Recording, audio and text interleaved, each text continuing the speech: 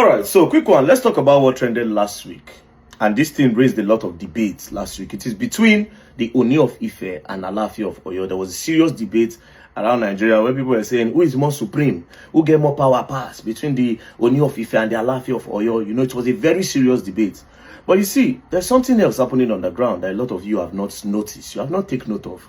Have you noticed that some way, somehow, they are trying to mess up monarchy in Nigeria? The influence of monarchy, they are trying to bring it down. These politicians know what they are doing. All these things that is happening between the Alaafin of Oyo and the Ooni of Ife, it is fueled by people that know what they are doing. How? This whole thing started with the Emir of Kano. The whole debate, Emir of Kano, Sanusi Lamido is not supposed to be the Emir and all. All those things that they did then is just because they know that the Emir of Kano had so much influence. And if the Emir of Kano does not pick a particular candidate to be governor in Kano State, that person cannot be governor, not just in Kano State, around the north. So these politicians sat down, they understand that these people have power. Do you understand? So they decided that, okay, this is what we are going to do. We'll cause problem among them. We'll therefore reduce their influence and reduce the respect that people have for them. A lot of things that we, the youth, don't pay attention to. But, of course, that's what is actually happening, but you don't know. They tried it with the Emir of Kano, and now that kingdom is strong. But the influence it used to have, it does not have it again. That controversy that happened between Sanusi Lamido and blah, blah, blah, it messed up the throne a little bit. Now, they don't carry the same thing. They don't try and work for Emir. They don't carry and enter Yoruba land. They know that the Ooni of Ife is very influential. They know that the Alaafin of Oyo is very influential. They know that if you want to become governor, you must meet these two people. But if they reduce the power and reduce the influence, then they control everything.